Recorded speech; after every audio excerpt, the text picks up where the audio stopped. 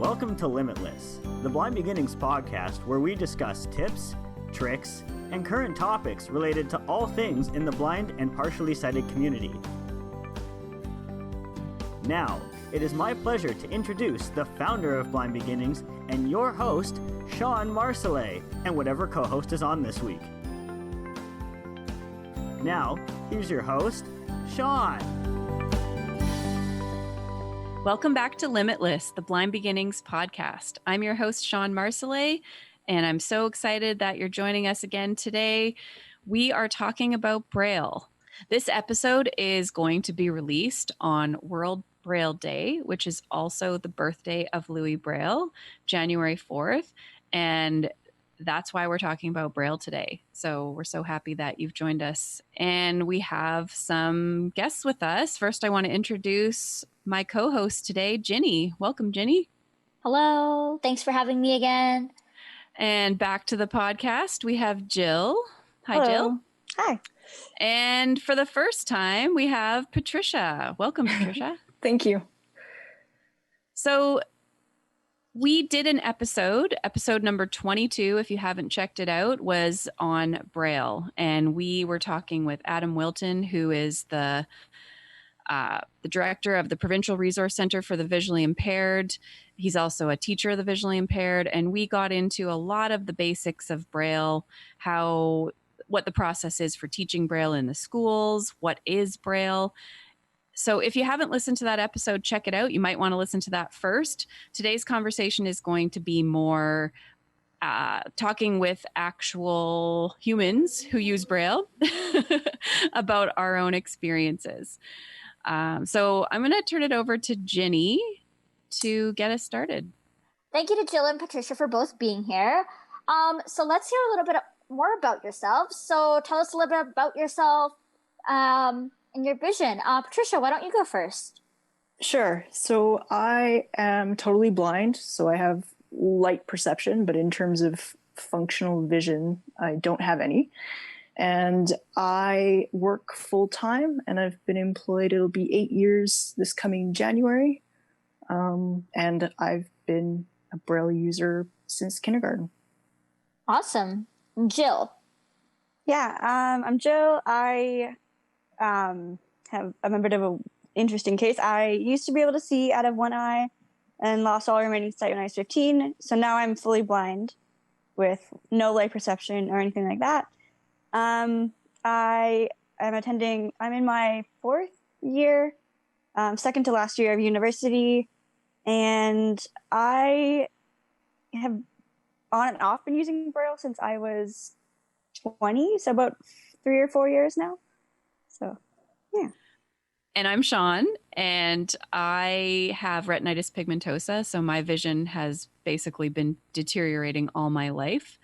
I should have learned Braille younger than I did, but I learned when I was 18 after I graduated from high school. I was starting to have real difficulty reading print and just decided that maybe this is something I should do. So I learned at 18, and I'll talk more about what that means in my Braille abilities, I guess. But yeah, kind of a little late to the Braille game for me. Thank you. And I'm Jinnie. I am also a university student, and I am also totally blind due to bilateral microphthalmia. I began learning Braille in elementary school, maybe around grade 2. And I'll talk more about my experiences as well as the conversation gets going here. So I think maybe we should talk about how often we use Braille and what instances maybe in our lives that we're all using it, and maybe for what purpose, since many different people use Braille for different types of purposes. How about Jill? You can start. Yeah, honestly, I don't use Braille for much. I honestly just use it to label things occasionally, like my spices in my cupboard or like movies or something. I use it for like reading door signs and elevator buttons. And I also just really use it for playing cards, because my grandparents play a lot of like different card games around the table when we go to visit and stuff like that, and I could never really join in. And then until I learned Braille, and then now we just have a Braille playing cards at their house that always just stays there. So then now I can join in, and that's honestly all I really use Braille for. So not a lot, but gets used a little. So Yeah. I'm similar to that, actually. Yeah. I use it to label things and to play games. My favorite is Scrabble. Oh, I forgot about I'm Scrabble. a little bit of an Yeah. addict when it comes to Scrabble. But I also used it when my son was really young with his board books, because that's the kind of book I can read in Braille. I'm not very fast. So, when there's only a few words on the page, I've got this. I can totally do it. So I actually brailled some of his books when he was really little, but now he's 7 and the books are way longer than I could handle in Braille. So, but I also use it to do presentations. So I'll Braille, I don't Braille out my notes, but I'll Braille like a few words that cue me on what I want to say in that section of the presentation. And I used to do Toastmasters, and everybody in my club was really envious of my Braille skills because I could look out at the audience while I was reading my notes. So I feel like that's a definite advantage of Braille. Yeah. I too saw Braille out my notes and stuff for presentations. I used to use Braille a lot more when I was younger in school, but unfortunately now in my daily life I don't use it for school as much. I don't use it for reading as much, although I've tried to make that more a part of my life. I too use it for labeling things, elevators, buttons, signs. I also recently started using a slate and stylus to write out my to-do lists and fill in my calendar, just because I am a visual learner and I need that hard copy material. I think that's what I mostly use it for now, although I really do want it to become a bigger part of my life. And Patricia. Sure. So I'm a little bit, I guess, the opposite, and hopefully I'll be able to go into more detail in a bit as well. But I find I'm using more Braille now than I did as a kid. And I'm appreciating it more now than I did as a kid. I use it every day at work for incidental things or just reading generally. I tend to use it mostly when I want detail. Our screen readers have the ability, so usually blind people who have no vision use speech to operate their phones or their computers. And they do have the ability to tell you things like bold and underline and formatting and things like that. But I find I don't get that as clearly and as instantly as I do in Braille. And so for the finer details, I tend to use Braille for that. I also use it for labeling.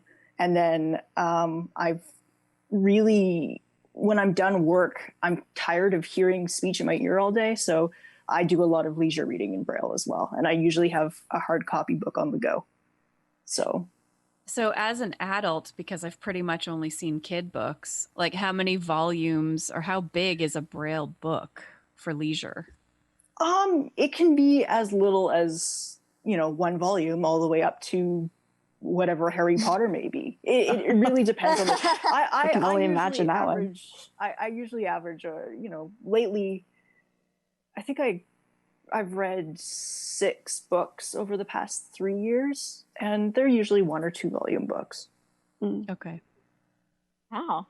It's better than I thought it would be. I feel like that was six books over the last 3 years. Years? Yeah. Really? Yeah. You need more free time. Is it slower reading in Braille versus like just sitting there listening to it, do you think? Patricia? I'm pausing and answering that question because I would consider myself a slow Braille reader, mostly because of, so when I was young, I was basically encouraged not to use Braille as much because I was told that I needed to learn how to communicate with the sighted world and in a sighted way.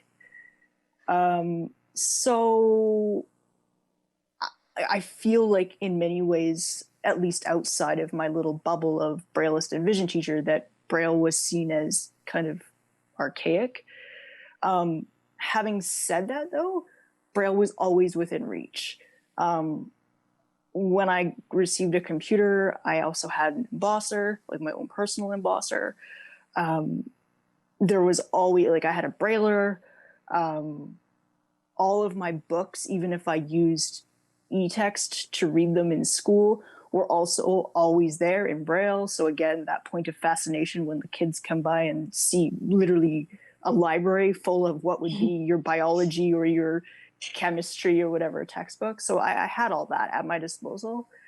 But I would say I would like to be a lot faster than I am. And I guess they classify me as a two-handed reader, but I would consider myself a one-handed reader, mostly because it's the one hand that's being most active.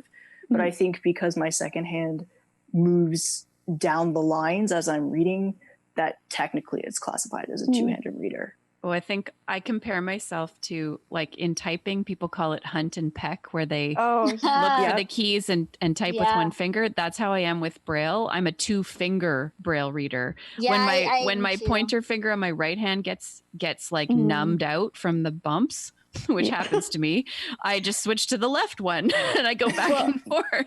Well, I'm left-handed, so for me, if I'm like using like the two pointer fingers to go along the line, like you're supposed to drop your left hand, I guess, down to the next line. But that doesn't feel natural to me. I need to finish reading that line of Braille with my left hand. So my wrists actually end up being crossed over each other. And it's like so weird just because it feels more natural to me to finish reading that line of Braille with my left hand. Right. Yeah. So it's so I'm left-handed as well. And for me, it's all Braille in the left hand is actually backwards. Really? So I have to read it right-handed in terms of getting the flow. But my left hand is constantly moving down each line as my right hand finishes. Like mine are crossed over, and then I bring the left one back to the next line. Like it's so probably not the proper way, but it worked for me. The little that I did end up reading in Braille.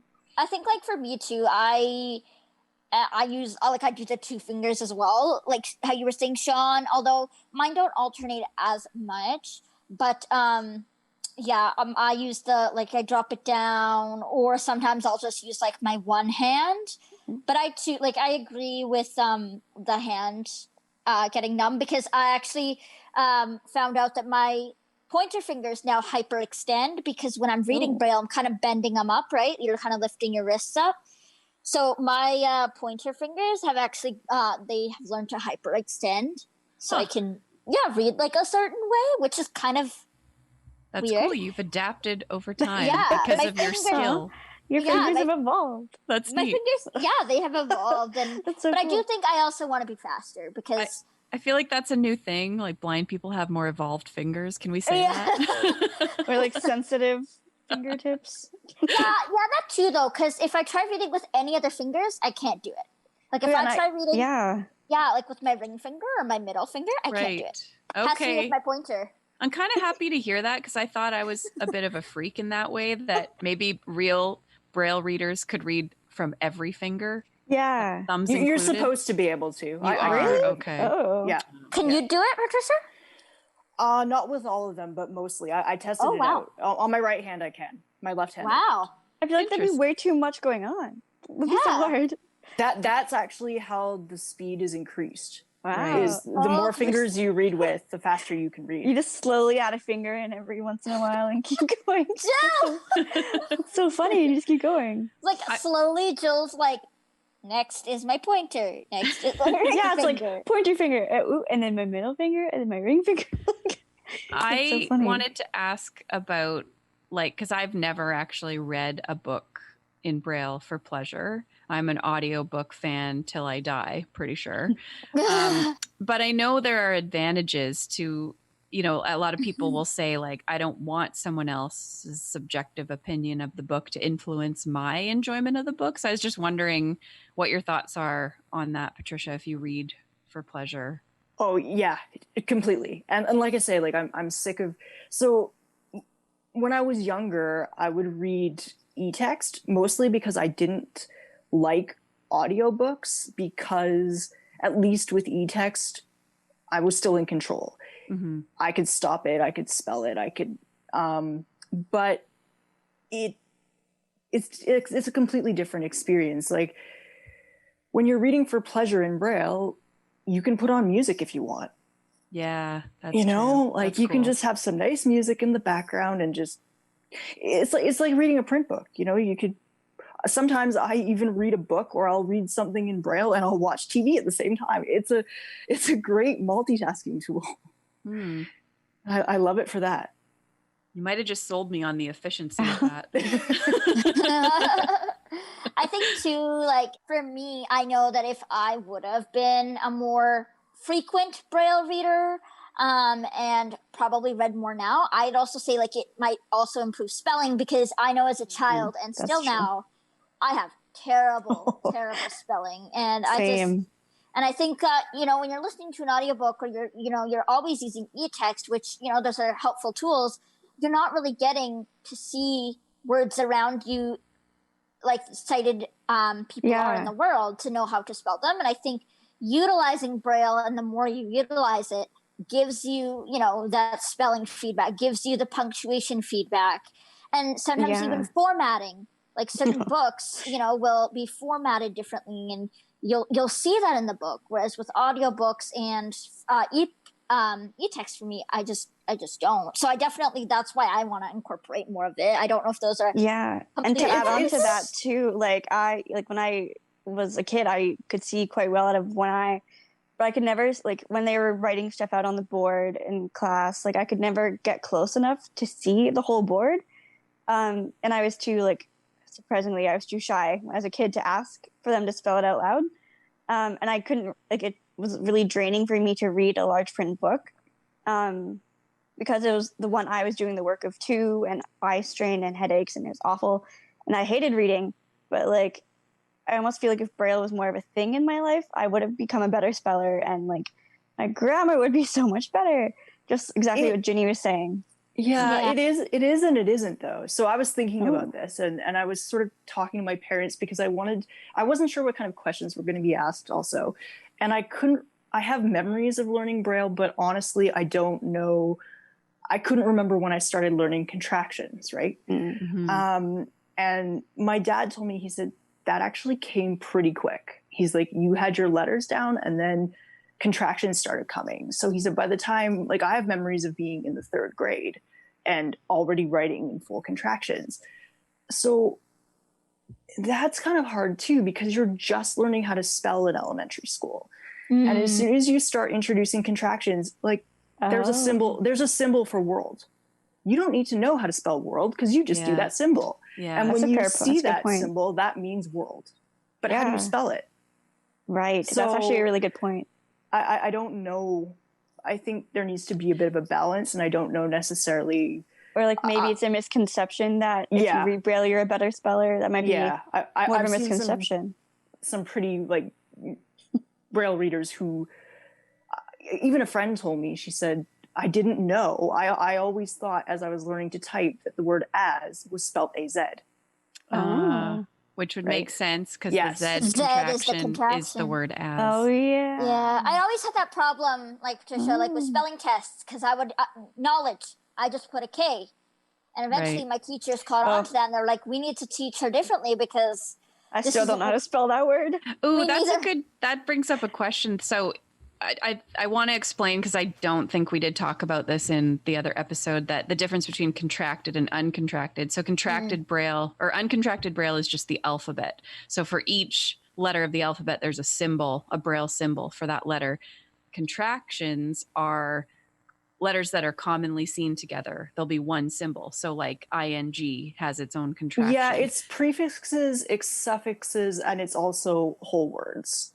Yeah. And that varies from language. Like I know contracted French Braille, or I Cool. did. I know a bit of it now, but I used to know it a lot better. Wow. Like 16 That years was ago. really cool. And of course it's language dependent as well. Yes. Yeah. So in a spelling test, if you're a Braille user going through school and you're having spelling tests, would you have to do uncontracted for your spelling words? I feel like you should. I did eventually when they caught on to the fact that we should be teaching Jinnie better. I can't remember the actual, I think I wrote the spelling test itself on the computer at the time because it was, so it was in print. Okay. But the actual learning of the test, I would have the word contracted first so that I would see it in its real life kind of setting. And then it would be uncontracted below it so that I was forced to learn how to spell it. But having said that, even the spelling test itself for all kids, like what's a kid going to do? They're going to memorize the test for that week and then it's going to go into RAM and it's gone. That's fair. Right? Totally. That's fair. Yeah. So I don't think that's a reflection either of a good speller. It's just somebody who can regurgitate the 20 words for that test. It's interesting because I could see to read when I was a kid and my vision was like tunnel vision. So I could focus in on words on the page, and I read all the time until I was about 12, like consumed books, like just could not get enough. And I'm actually a great speller. So there's definitely something to this, right? Like when the more you see it, are exposed to it. Yeah. I think the more you're going to take it in, you're just going to remember. This is where I'm the opposite because it was such a fight to get me to sit there and read a book because it was so there was so much eye strain because it was only, like I said before, the one eye doing the work of two. And it was a large print. And large print is as a kid, I'm a very small person. I was a very small kid. The books were huge to me. Yeah. But then the one eye doing the work of two, it was a lot. And I had to have good enough lighting or it was even more of a strain, get headaches. It was such a fight that I wouldn't care. And I'm an awful speller, even though I could see the print, and it's definitely seems like it's person by person based, right? I think it is. And for me, I didn't enjoy reading either. Even though Braille is my primary medium, I hated reading because for me, and this is still a bit of an issue for me, and sometimes I have to look really hard and go, okay, what is this?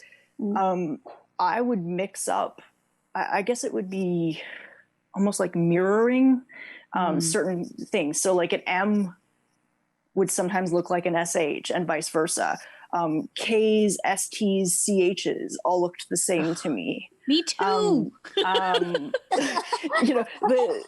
The ING, so the ING and U, I would mess up when I'd see it. So it made reading challenging and not enjoyable. And when I think it makes a difference if the people around you know Braille apart from the specialists that work with you, because I think if you see it as just a school activity, then it's that's all it is, right?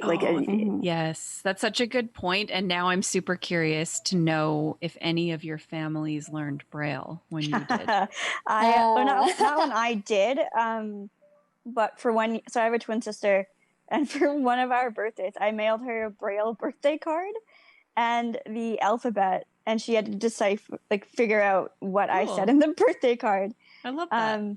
I did that for my boyfriend too. I think my mom, it wasn't really when they weren't learning with me, but I made forced them it on learn.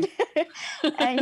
and I had a teaching assistant or a educational assistant, whatever you want to call it, in high school when we kind of we learned Braille for a month maybe. Me and my EA, we had this it was kind of a little tool to learn Braille, and I think it was either 6 or 8 Braille cells on it, and you could push the dots up or down to form letters. Yeah. So her and I would always leave little notes on it for each other. So that was really fun. So she was the only one who ever really learned it alongside with me, just because she was curious, because she had never worked with a visually impaired student before. So I feel like I'm kind of the opposite of you, Jill. I mean, and similar in some ways, because I have had people who have taken the alphabet and done words for me, and I've done words for them, and they can figure it out by the alphabet. But I was also it's going to sound quite weird, but I was very protective of my Braille as a child because it was kind of introduced as, this is your like power, your little skill, right? You're a child. And like, I always wanted to kind of like be like, this is my thing. Like, you know, it's my secret code. It's my secret formula, right? As a child, right? Like that's what you kind of think. So I'd actually be quite hesitant to share it. And I don't know how much of that was just a shame of, you know, at the time, not having that confidence, and how much of it was it is my superhero code. You know, so I was a little bit opposite, and no one in my family really knows Braille. I mean, my sister has definitely, you know, printed out the alphabet before though, and like done stuff with it, but they don't actually know it. My parents learned the basics, but again, because you go into contractions so early, at a certain point, I got ahead of them, and so it didn't really progress beyond that. I didn't learn till I was 18. So, and I was, my parents were kind of past helping me with my homework at that point. I think my sister actually started to learn Braille at one point. I think I'm remembering that right. And I did have an ex-boyfriend who got really into the slate and stylus, and he was actually dyslexic, and he found the slate and stylus really easy to use. Oh, that's because cool. you're writing from left right to right. left. Oh yeah, you're writing from right to left. Yeah. I always have to like put my hands up and what is it?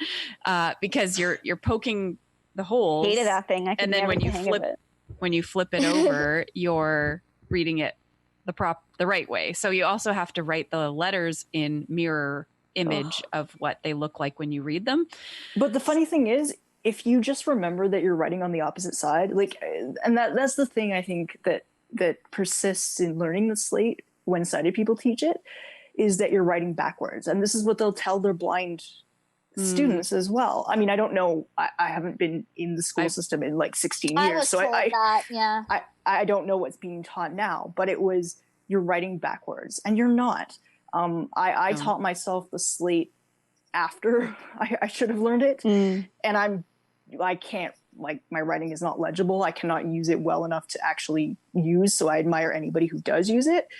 But for me, I don't struggle to remember the dot combinations. I struggle to keep it's more fine motor skill and controlling the stylus and making sure the dot actually pops out and that kind of thing. Yeah. It's not because you don't push it all the way through, do you? No. Because I was always so scared to do that I was terrified to use it, because I always thought I would push a hole right through the paper. If you're using Braille paper, I don't think you can push it all the way through. I even do printer paper, and you can't, Jill, because the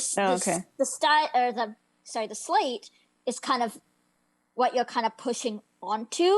Oh, okay. The paper is in between the slate. Yeah, right. It'll stop it from going. I was always like so scared of that. I think that's funny, Patricia, when you said your writing is illegible. Just the idea of like random dots here and there, which actually completely change the symbol, right? So like, that's not what I meant to say. Well, again, I think it's a product of growing up, in the sense of, and I'm sure all of us sort of feel that way. We use cited terminology in many ways. And for me, Braille, and again, even more so as I've grown up, Braille really is the equivalent to print, and it is our print. So for me, when I'm Brailing or when I'm typing, I consider it writing. Yeah. Yeah. Sure. I know we've kind of talked about this a bit, and like we've had really all great conversation that kind of led into, a lot of questions. But we've all talked about like our ages and like how we were kind of introduced to it. But do we think anything should have been done differently for us? Why or why not? Just because I know some of us did learn later, some of us, like Patricia, were learning at a really young age. Like, what do we think about that? Like, as I mentioned before, I was like a low vision kid, but I'm not entirely sure why. Maybe because I thought I might use it later on. They decided to teach me like Braille in grade 2 or 3. but I was too visual or too sighted. So I could see like the dots on the page instead of like feeling them. So I would kind of cheat by looking at it. So they stopped teaching me that. But then when I like lost my sight when I was 15, they had deemed me like a strictly technology-based student. So there's no, like, I was not going to learn Braille at that stage at all. And that's something I think like I wish would have been a bit different, is that there would have been time for them to teach me Braille. Well, the irony about that too is like they deemed me a strictly technology-based student, but my vision teacher didn't know accessible technology. So it was pretty much up to me to learn it, or up to another visually impaired student in the school to teach me. So it was a really weird situation at the time. I think the reasoning behind it was because I was grade 10, I only had 3 years to learn it. That didn't seem like it was enough time in their minds. But I later on went and learned it a year later, or a couple years later, just for like 2 semesters on my own. And I was able to get through the whole program. So I think I kind of changed their minds a bit on that. So I wish I would have learned it a bit earlier, like in high school, right as I lost my sight.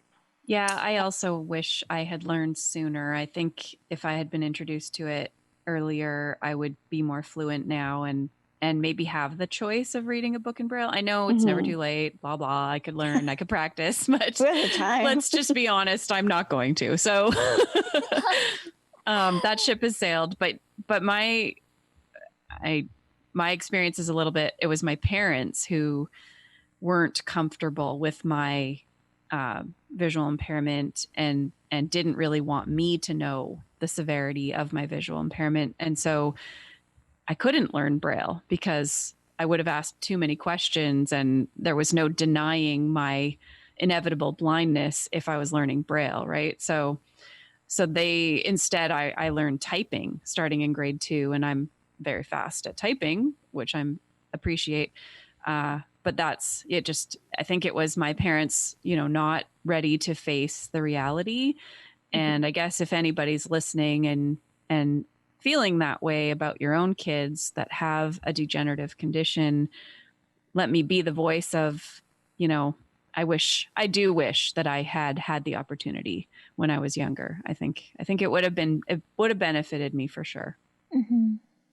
Patricia? I think it's interesting for me. So I think when I was in school, I had wished that I focused more on Braille than I had. But looking back, I think I got the best of both worlds. I think the fact that I was put on a computer at such a young age, however, Braille was always there if I needed it, was a good thing, because it now means that I'm able to transition pretty seamlessly into the work world.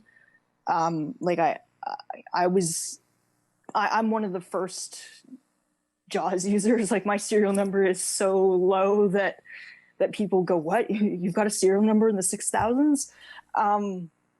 So I've been using that for over 20 years, but yet I can use Braille and choose to use Braille with relative proficiency whenever I want. And to your point, Shawn, I had a similar experience where I guess 6 months ago or so, well, pre-COVID. So yeah. I guess time is all blurred here, but I read a bunch of notes. I was reading something to a bunch of coworkers, and I too was able to look at them and read at the same time. And I think that kind of impressed them. And I had another experience where in university, I was in a class with someone who's visually impaired who hadn't had exposure to the blind community ever. And we were doing a group discussion, and it was one of those, you divide up into different groups, and then the person comes back and basically summarizes what the group had discussed. And so I took notes for my group, and he was in my group, and I came back and I said, I'll be the one to read that. And so I was reading out to the class what we had discussed, and he immediately afterwards said, "I wish I could do what you do with such fluency." And it really, it made me feel proud to be able, like, even if I felt that my knowledge of Braille was limited, it isn't as limited as I thought it would have been. And I Love can that. use it if and when I need it. Yeah. I love that. Yeah, I think I agree with all of you because I feel like I'm a little bit of a hybrid. If I can use that term. I learned Braille as I was younger, but then I was also delayed in my Braille learning a bit. I was, however, deemed a Braille student because I am fully blind. But, I wish for me the difference was that when the kids, were doing their print letters, I wish I was doing my Braille letters because I actually didn't have a vision teacher who was working with me weekly until about grade 5. So it was actually the EAs and people I had at the time just kind of trying to teach me the letters and kind of hoping they could to the best of their abilities with just like a print Braille workbook that they had. And I think if I had instruction from an actual vision specialist, maybe my Braille proficiency would have been better. We could have practiced reading together. I did do all this stuff in grade 5, but at that point, subjects were also becoming quite heavier. So the vision teacher didn't have as much time to do that with me. And I actually, didn't really go on the computer full time until high school. But again, because I wasn't really exposed to learning it so much, we didn't have enough resource time to do technology skills. And I know like 1 year, a couple years in high school, I did have technology instruction with a vision teacher, but they also weren't as familiar, and they were just using videos to teach me. So I think like I'm a little bit of a hybrid where I got, my technology, I got my Braille, but maybe they just could have been tweaked a little bit to make them, a little bit more, make them a little bit more solidified for me. Mm-hmm. And do you find that you had to catch up in the sense of, so for you were still learning Braille and it was becoming, I guess, more concentrated instruction by the 5th grade. But did you find that the material Braille wise by then was too, like you couldn't read that material because it was too involved by that point because you were still trying to kind of catch up? Yeah. So I think that's why when we did silent reading, also that brings up a point. I know like in grade 7 and grade 6, they're like, this level is too high for her. She's just a low reader. And I was like, I don't think that. I don't know what's going on.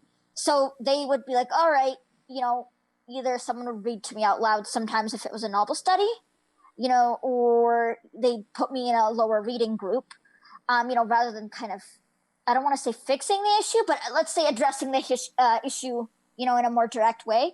Because when I was younger, I would have the little books to go home and do reading with my parents.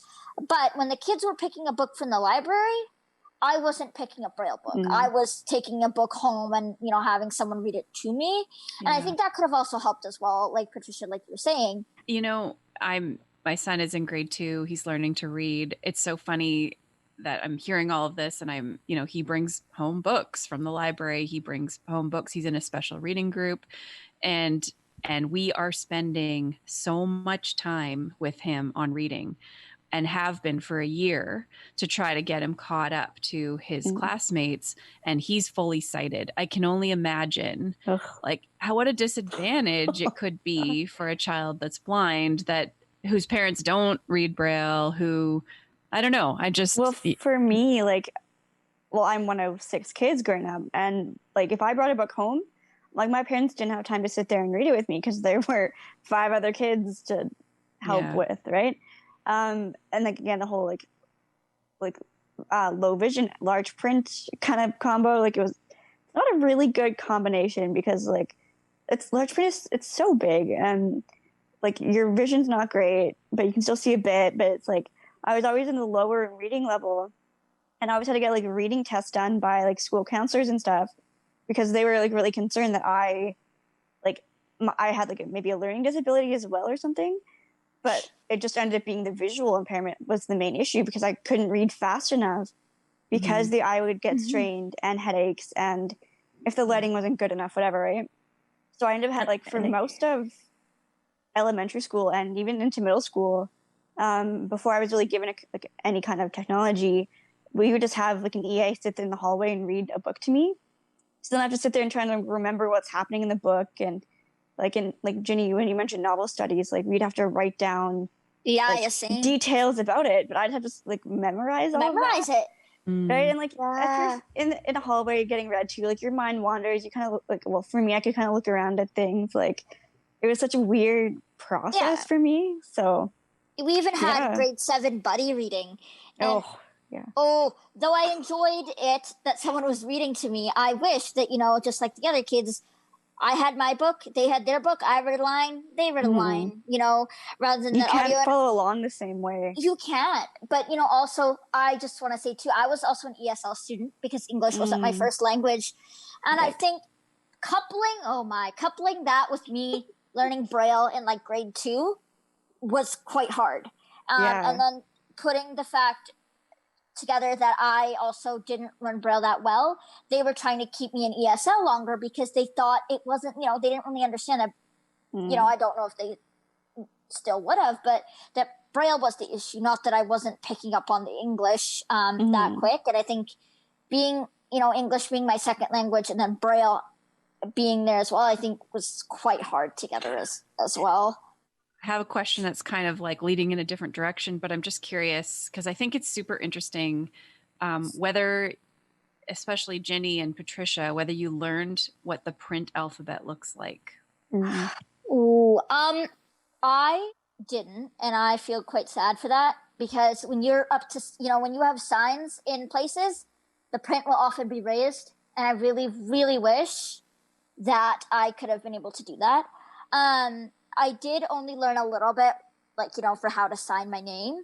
And then when I went to a training center on the island, I specifically was talking to the person I was living with at the time about it. And she actually, I was like, I really wish I could have played with those magnetic letters that kids would have played with. And she actually bought me a set, and I actually have them. So I started learning, like, last year off of those. That's awesome. I'm noticing lately in online workouts, actually, that there's so much description that comes back to visual references and sometimes like a T shape or a Y shape or a W shape or a cross or whatever. And it's like, I'm aware because there's people in the group who are blind from birth. And I'm like, do they know what that is? And I just think about it all the time. Patricia, did you learn the print alphabet? No, I didn't. I learned, I guess, similar to Jinnie, letters that were important. So, like, I know what an I looks like, and I know what a C looks like, and I know what a P looks like, and a T looks like. And I know, in theory, I know that an M and a W are, like, backwards from each other in print. And I know what a V, I think I know what a V looks like. I've had reference to it, but not enough to bring it to my mind's eye. And my challenge too is similar to Braille is for sighted people. Print is for me, A, invisible, and B, it just looks like a bunch of lines and circles. Like, it doesn't make any sense to me. That's totally what people say about Braille. It's just a bunch of how do you know one letter from the other? I'm like, well, how do you know one letter from the other when you're writing something? Shawn, did you ever learn? Even learning how to write it was a challenge. Just like, it's like, well, I don't, and if you, so I have retinopathy of prematurity and I have spatial issues. So because of my spatial issues, realizing where the hooks are in relation to other things, it's like, what? Like, it flips my mind 1,000 ways backwards and forwards. I know someone else with the same eye condition. I'm so excited. But yeah, no, so did you ever learn like handwriting or like cursive in school? I did, yeah. Yeah, so did I. Okay, I was wondering about that because with like low vision, because I did as well. Yeah, I've heard that kids today aren't learning it anymore. Yeah, I know. And I have all these diaries that I wrote when I was 12 that like my son will never be able to read to me. Yeah. Well, which maybe is a good thing. They're pretty boring, but I can still like sit here and like picture a cursive in my head and how it's written. But for me, like what I find really interesting is because I could write with a pen or pencil on just like a lined piece of paper, I did have to write quite dark, so you couldn't erase it very well. But even now, like it's been like going on 10 years since I've like lost all my like usable vision. And my printing has gotten so awful because I don't do it anymore. And it's like, like I don't know where the lines are. Like it looks like a 5-year-old wrote it. It's so I can't funny. do cursive anymore at all. I can't even sign my name hardly, but printing I can still sort of do. Yeah. It's just the funny T's how, aren't going to line up and the I's aren't going to be dotted, and it's all Yeah, and Yeah, exactly. I think that's part of it too, is if you've never seen it. So like for myself, if you don't use it, you lose it. But if you never had it imprinted in your brain to begin with, apart from something tactile, like I don't know, I feel like it's like a firework, like sometimes tactile things just don't, it gives you a sense of the shape, but that's all but you know. Not, you have nothing like, to relate it to. Yeah. Some tactile things don't quite work. You know what I mean? Yeah. I know we talked a little bit about what we think was maybe lacking or should be different in our Braille experiences. I want to know what you guys think should be improved today, especially because technology is growing in our society. And do you think Braille is still quite beneficial, even though technology is becoming more prominent? Who would like to take this one first? Yeah, I can go. Jill. I think like what I would like to see improved possibly is like if you do lose your sight later on, like whether it's in high school or whatever, like I would have, like for me, instead of just being told they're not going to teach me Braille, I would have liked for them to ask me why I wanted to learn it, not just assume I didn't care because I've never seen it. Like it would have been nice to have the option. So like I feel like if there are like other vision impaired people who do lose their sight later on, just to have it explained to them like what Braille is, how you can use it, those kind of things, and then like at least teach you the basics of it right then. And then like let's say after you learn the basic alphabet in Braille, then it can be up to you whether you continue, just to have that choice, I guess. Because I went and learned it later on, fully on my own with my own choice, right? Like even though I learned it later on, I still like I'm happy that I did, even just for the basic things like reading a door sign or using playing cards. Like, yeah, I'm still mainly technology based, but even just for the little things, I still think it should be taught and used, even though technology is becoming even more and more of a thing each year, right? So. Yeah. Patricia. Yeah, I definitely think that Braille will always be relevant. I think in terms of teaching, like I say, I think in a way, looking back, I had the best of both worlds. I think maybe the first, 2 years or so, a kid should be specifically on a Braille keyboard if they're going to be a Braille user. But I think, by the second or third grade for sure, they should be continuing with their Braille skill and honing that, but in parallel working with technology as well, so that once they're older and moving on in the world and need to use technology, they can, but they've got that versatility with Braille as well. And I think, like I said, it will remain relevant in spite of the technology. I mean, look at me. If my vision teachers heard the amount and the uses and how I've basically turned from someone who was too cool for Braille in high school because it was bulky and it was annoying and it was, whatever, to a total advocate of it, they would be really shocked. And I almost feel like I'm a really good representative to speak to it because I've been on both sides and can kind of walk that line between the technology and the Braille. And I think it's really important as a Braille user to have that balance, because obviously you need to communicate with the sighted world and in print. But you need Braille for your own independence and prosperity as well. Yeah, I definitely think today's children should also definitely be learning Braille.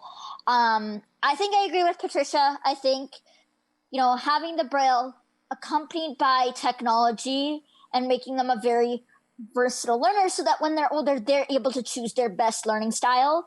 Because I think what happens, now, and as Adam was saying on the first Braille podcast, is the teachers are deciding what kind of learner the student might be. And I think, it's, though that is good in some ways, I think it's also really good to set kids up for success in choosing their own medium, when they're older. Just how a sighted person is able to either type something up on their phone or, grab a pen and pad and write something down. I think, we need that same choice. And I think, technology becoming prominent, I have seen a lot of students just being thrown onto that and not really, being taught Braille because people are saying, that Braille is dead and that it's going to die off. And I just really don't agree with that. Print will always be there. Writing will always be there. I'm hoping, at least. And I think Braille is also, a part of that. Technology can fail. What do you do if, your computer breaks down in class? You should be able to, grab your Braille device or your Brailler, your slate and stylus or whatever you choose, and still being able to write down notes. And I think that's, really, really important. And I think, as, also like Patricia was saying, it's a sense of independence. And maybe I'm going to use this word incorrectly, but I would even say culture. I think denying kids who are blind or partially sighted Braille is kind of prohibiting them from the culture and the history behind that, because it was created and it was, by somebody who was fully blind as a way to give us our own sense of freedom and writing. And I think, that's a part of our history as a community. And I think that's kind of also something that can unite us in a way. And I think in his honor and in that honor, we need to keep that legacy alive. For me, I don't know, anything that could have been done differently. Well, I think that every family's situation is unique. And I know it's not always a simple decision. I have a huge amount of respect for teachers of the visually impaired who have this important job of teaching Braille to kids. Even in a situation where somebody loses their vision along the education path, it's like, well, are you going to be more behind in your academic courses because we're teaching you Braille, or is the benefit going to be Braille later? Like, I think in my situation, if I had been introduced to Braille, maybe I would have not wanted to learn it either because I could still see the print. Like, mm-hmm. I don't know. It is what it is. And I'm every fine. situation's so different, right? It is. Mm-hmm. Yeah. So I think, I'm just aware of that, but I think that Braille is so important. It's a skill that I am so thankful that I have, even if it is kind of on a smaller scale. It sounds like a stupid thing, but if I couldn't play Scrabble, oh my gosh. Like, I know that's ridiculous. I'm not even joking, you guys. Like, no, but I'm the same way with like my grandparents and playing cards. Like, I would just sit there. Like, we would play cards with them for hours. And I would just sit there so bored. Right. How sad to be on the outskirts and not get to play because the game's not accessible. And that happens enough, but there are games that are. So there's so many Braille versions of board games too. Like Clue, Monopoly. Yeah. Right? Like, there's so many options. Apples to Apples. Uno. Good one. Yeah. I think. Yeah. Yes, I have Uno. Braille Uno. It's Me too. So I think I don't think it's going anywhere, thankfully. And I certainly wouldn't want to see it go anywhere. I think Braille is so important. Thank you so much, you guys, for joining us today. I think this has been such an interesting conversation. It's interesting to see just the diversity amongst a group of Braille users in how it came to be for us and what we use it for and how we feel about it. So thank you. Thank you. So much. Yeah. Thank you for having us. You've been listening to Limitless, the Blind Beginnings podcast. I'm your host, Shawn Marcellet. If you have a question or comment, if you want to submit something to our Ask Abby series, Ask a Blind Beginnings Youth, please send us an email to limitless@blindbeginnings.ca. And please join us again next time.